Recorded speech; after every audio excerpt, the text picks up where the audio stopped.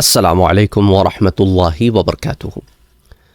کافی سوالات برزخ کی سیریز میں یا اپنوں کے فوت ہو جانے کی سیریز میں اس سے متعلق آ رہے ہیں، اور واٹس ایپ پر بھی لوگوں نے بہت میسیجز کیے ہیں کہ سر صبر نہیں آ رہا، صبر نہیں ہو رہا، آپ کچھ بتائیں کہ صبر آ جائے۔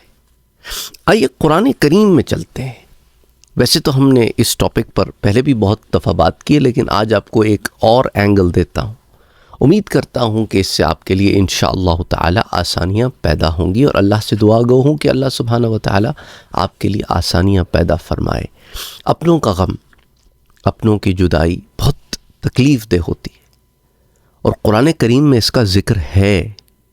حضرت یوسف علیہ السلام کے واقعے میں آپ پڑھنا شروع کریں تو ایک وقت آیا تھا کہ حضرت یعقوب علیہ السلام نے یوسف علیہ السلام کو ان کے بھائیوں کے ساتھ بھیجا تھا، اور رات میں ان بھائیوں نے آ کر جو خبر سنائی اس کو قرآن کریم بیان کرتا ہے کہ وَجَاءُوا أَبَاهُمْ عِشَاءً يَبْكُونَ، کہ رات کے وقت وہ اپنے باپ کے پاس آئے روتے ہوئے۔ حالانکہ یوسف علیہ السلام کو کنویں میں ڈال آئے تھے، اور باپ کے پاس رات کو روتے ہوئے آئے، اور رونا رات کو ہی کیوں کیا، دن میں کیوں نہ آئے؟ کیونکہ رات میں روشنیوں کا توانا زمانہ تو تھا نہیں، تو رات میں آنسو بہاؤ یا نہ بہاؤ، صرف منہ سے ایسی آوازیں نکالو کہ گویا رو رہے ہوں، تو اس طرح ہم دھوکہ دے دیں گے۔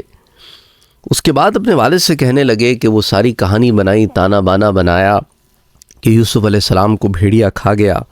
تو آگے یعقوب علیہ السلام کا اس خبر کو سننے کے بعد جو جواب تھا وہ ایک دفعہ ضرور سنیے۔ تو یعقوب علیہ السلام نے کیا کہا کہ قال بل سولت لکم انفسکم امرا۔ یہ ایک بڑی زبردست اور گہری بات ہے، یعنی یعقوب علیہ السلام جانتے ہیں کہ یہ جو کہہ رہے ہیں یہ سچ نہیں ہے، یہ حقیقت پہ مبنی بات نہیں ہے۔ آپ نے فرمایا بلکہ حقیقت حال کچھ یوں ہے کہ تم اپنے دل سے یہ بات بنا لائے ہو، کیونکہ جو شواہدات تھے، جو ایویڈنسز تھے، وہ ان کی سٹوری کے اگینسٹ جا رہے تھے کہ اچھا بھیڑیا ہے کہ قمیص میں سے یوسف کو بھی کھا گیا اور قمیص پھاڑی بھی نہیں۔ اس کے بعد آپ نے کہا فصبر جمیل۔ آپ نے کیا کہا؟ اچھا صبر، کہ صبر کرنا ہی خوب ہے۔ تو صبر کا کرنا غم کے آنے کے اوپر یہ سنت ہے انبیاء کرام کی۔ تو آپ نے کیا کہا؟ فصبر جمیل، کہ بے شک صبر یہی بہت خوبصورت راستہ ہے، یہی خوب ہے کہ اللہ کے بندے صبر کرتے ہیں۔ پھر آگے جو آپ نے الفاظ فرمائے واللہ المستعان علی ما تصفون، اور جو تم بیان کرتے ہو اس کے بارے میں اللہ ہی سے مدد مطلوب ہے۔ تو یہ جو جملہ معاملہ ہے کہ واللہ المستعان، اللہ ہی سے مدد مطلوب ہے، علماء فرماتے ہیں کہ یہ دو ورڈز ہیں، آیا نمبر 18 میں موجود ہیں، آخر کی طرف واللہ المستعان، سورہ یوسف 18ویں آیا، 18th آیا، آخری ٹکڑے میں واللہ المستعان۔ یہ اس کا ورد کریں جب آپ کو کوئی اس قسم کا معاملہ ہو کہ دل آپ کا بیٹھا جا رہا ہو، صبر نہیں آ رہا ہو، کوئی مسئلہ، کوئی مشکل، کوئی پریشانی، صرف اسی سے متعلق نہیں، زندگی کے کوئی کام میں کوئی مسئلہ، کوئی پریشانی ہو۔ دیکھیں نا، ہم سورہ فاتحہ میں پڑھتے ہیں ایاک نعبد، اے اللہ تیری ہی عبادت کرتے ہیں اور تجھ ہی سے مدد چاہتے ہیں، وَإِيَّاكَ نَسْتَعِينُ، تجھ ہی سے مدد چاہتے ہیں۔ تو یہ اس کا ایک امپلیمنٹیشن ہے اس کی، واللہ المستعان، کہ اللہ ہی سے مدد چاہتا ہوں جو تم بیان کر رہے ہو۔ اچھا، یہ ایک بات ہو گئی۔ اب اس واقعے کو کئی سال گزر گئے، پتہ نہیں 30 سال گزر گئے، 40 سال گزر گئے، ایک لمبا عرصہ گزر گیا۔ پھر ایک اور واقعہ حضرت یعقوب علیہ السلام کی زندگی میں ہوتا ہے کہ یوسف علیہ السلام کا سگا بھائی بنیامین، حضرت یوسف علیہ السلام کے سگے بھائی بنیامین، یہ حضرت یعقوب علیہ السلام کے ساتھ رہتے ہیں، اور اب یہ جوان ہو گئے ہیں، بڑے ہو گئے ہیں، اور اب بھائی مصر گئے حضرت یوسف نے کہا اگلی دفعہ آنا تو اپنے اس بھائی کو بھی لیتے آنا، تو ابھی بنیامین کو بھی لے کے گئے ہیں، اور واپس اب آپ کو ساری تفصیلات پتہ ہیں، خلاصتاً بتا دیتا ہوں۔ حضرت یوسف علیہ السلام نے بنیامین کو وہاں روک لیا، اور اب یہ واپس آئے تو کہنے لگے کہ بھائی ابا جان، اب ہم تو آپ سے وعدہ کر کے گئے تھے، ہمیں کیا پتہ تھا کہ وہاں پہ جا کے بنیامین چوری کر لے گا، معاذ اللہ، استغفر اللہ العظیم۔ تو اب آپ قافلے والوں سے پوچھ رہے ہیں، اور یہ اور وہ، اور وہاں پر جو کچھ کر کے آئے تھے اس کو بھی ہم تفصیل سے آپ کو بتا چکے ہیں۔ بہرحال تو حضرت یعقوب علیہ السلام نے اس وقت بھی جو بات کہی وہ بھی میں آپ کے سامنے بیان کرنا چاہتا ہوں کہ اس وقت بھی یعقوب علیہ السلام نے اللہ عز و جل سے امید رکھی ہوئی ہے۔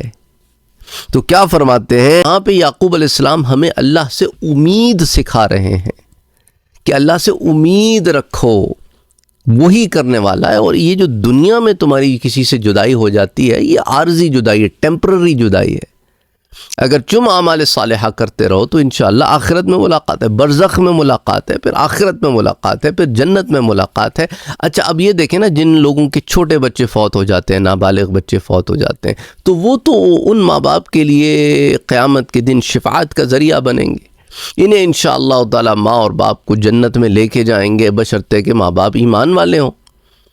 اچھا اسی طرح برزخ میں جو ملاقات ہے اس سے متعلق بھی میں آپ سے بات کر چکا ہوں پہلے کہ برزخ میں ساتھ رہنے کے متعلق ہمیں نہیں ملتا، ملاقات کے متعلق ملتا ہے کہ برزخ میں بھی ملاقاتیں ہیں۔ تو بہرحال اس پر ہم تفصیل سے عالم برزخ کی سیریز میں آلریڈی بات کر چکے تھے، I don't want to go in that detail again۔ تو اب یوسف علیہ السلام کو جب وہ یاد کر رہے ہیں تو اب بھائیوں کا یہ رسپانس ہے۔ تو اس کے بعد اب یعقوب علیہ السلام کیا کہتے ہیں، آیہ نمبر 86 ہے سورہ یوسف کی، قال انما اشکو بثی وحزنی الی اللہ۔ تو انہوں نے کہا میں تو اپنے غم و اندوہ کا اظہار اللہ سے کرتا ہوں، تمہیں کیا غم پڑا ہے، تمہارے آگے تو نہیں کرتا، میں تو اللہ سے اپنے غم کا اظہار کرتا ہوں۔ پہلے جملے پہ غور کریں، قال انما اشکو بثی وحزنی الی اللہ، میں تو اپنے غم و اندوہ کا اظہار اللہ کے آگے کرتا ہوں۔ تو ہم نے بھی یہی روش اختیار کرنی ہے کہ یہ معاملہ ہمارا اور ہمارے رب کے درمیان کا ہونا چاہیے، دنیا میں یوں دیوداسی بن کے پھرنا نہیں چاہیے۔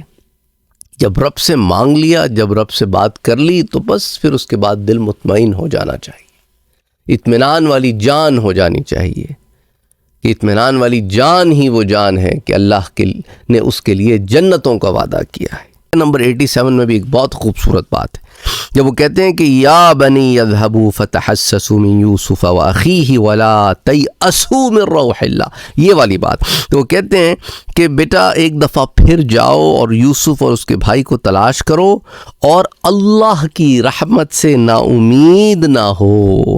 ولا تیأسوا من روح اللہ، فرماتے ہیں کہ اللہ کی رحمت سے نا امید نہ ہو۔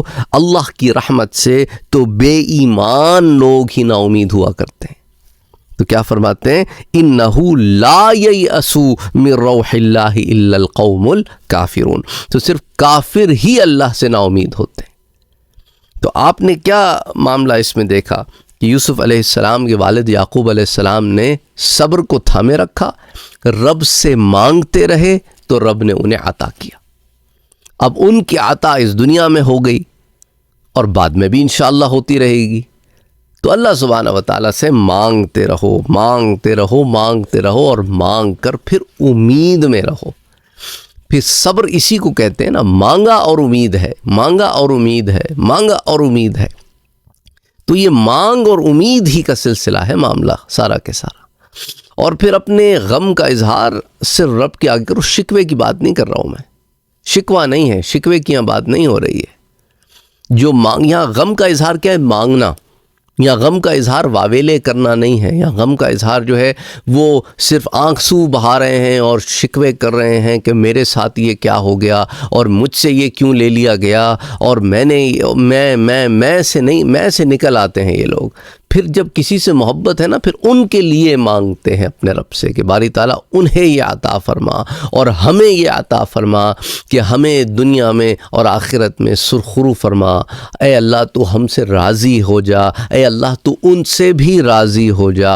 جتنی دفعہ اللہ سے مانگو گے ان کے لیے، انہیں تو وہ توفتاً مل ہی رہا ہے نا۔ ایک لوگ کہتے ہیں جی اگر میں دن میں 10 دفعہ مانگوں تو کیا 10 دفعہ جائیں گے؟ تمہیں کیا لگتا ہے کہ اللہ کے فرشتے تھک جاتے ہیں تمہارے 10 دفعہ مانگ کے 10 دفعہ انہیں پہنچانے سے تحفے؟ نہیں، فرشتے ہماری تمہاری طرح نہیں ہے کہ کسی نے 1 سے 2 دفعہ کام کر دیا تو ہم نے بھویں چڑھا لیں کہ او نہ، وہ تو بڑے تابعدار ہیں، اللہ کے حکم کو بجا لانے والے ہیں۔ تو پتہ نہیں ہم کن چکروں میں پڑے رہتے ہیں، ہم اپنے ہی جیسا سمجھتے ہیں ہر ایک کو، ہمارے نفس خراب ہوئے ہوئے ہیں، ہم سمجھتے ہیں سب کے نفس خراب ہوئے ہوئے ہیں۔ نہیں، فرشتے تو بڑے اعلیٰ نفس کے ہیں۔ تو جب تم اللہ سے دعا کرتے ہو ان کے لیے تو وہ دعائیں اللہ ان تک پہنچاتا ہے۔ تو بہرحال اللہ سبحانہ و تعالی سب کے لیے آسانیاں کرے۔ ایک سوال میں آج لے لیتا ہوں۔ انہوں نے کہا کہ بھئی یہ سوال بہت دنوں سے آ رہا ہے سر، اس کو آپ پلیز ایڈریس کریں۔ دیکھیں وہ بارش سے متعلق تھا، سوال تھا کہ جب بارش آتی ہے نا قبر پہ پڑتی ہے تو کیا قبر والے کو بارش محسوس ہوتی؟ نہیں، بارش نہیں محسوس ہوتی۔ وہ کوئی قبر کے اندر ایسے تھوڑی بیٹھے ہوئے ہیں کہ بس وہ بارش ہو رہی ہے تو بارش بھی انجوائے کر رہے ہیں۔ اس لیے لوگ کہتے ہیں جی رمضان آتے ہیں تو کیا وہ رمضان میں روزے رکھتے؟ نہیں، وہ احکامات سے نکل گئے، ان پہ احکامات نہیں ہیں۔ لوگ کہتے ہیں جی عید آتی ہے تو کیا وہ بھی عید مناتے ہیں؟ نہیں، برزخ میں یہ کوئی احکامات نہیں ہے، نہ عید کے حکم ہیں، نہ روزے کے ہیں، نہ نماز کے ہیں۔ ہاں کچھ اللہ کے بندے ہیں جن کے بارے میں ہم نے آپ سے ذکر کیا تھا کہ جو برزخ میں بھی تلاوت قرآن کر رہے ہیں، جو برزخ میں بھی نماز پڑھ رہے ہیں، جو برزخ میں بھی ذکر اذکار کر رہے ہیں، لیکن ادھر حکم کوئی نہیں ہے، حکم کوئی نہیں ہے۔ تو اس لیے وہاں پہ اس طرح کی کوئی سیلیبریشنز ہماری طرح کی ہے نہیں۔ تو I hope that answers the question. لیکن اس کے ساتھ ساتھ یہ ہے کہ اگر کسی کی قبر پر اتنی زیادہ بارش ہو جائے کہ قبر کھل جائے تو پھر باہر والے اس قبر کو بند کر دیتے ہیں کہ قبر کھلی ہوئی ہے اس کو بند کر دیں۔ بعض اللہ والے آ کے ان کی قبروں میں پانی اتر آتا ہے تو خواب میں آ کے بتا دیتے ہیں کہ بھئی ہماری قبر میں پانی اتر آیا، ہماری قبر کو ٹھیک کر دو، کیونکہ وہ ان کا گھر ہے۔ لیکن صرف بارش ہو جانا اور یہ ان باتوں کا ان پہ کوئی فرق نہیں پڑتا، یہ ظاہری دنیاوی معاملات ہیں اور کچھ نہیں ہے۔ بہرحال السلام علیکم ورحمۃ اللہ وبرکاتہ۔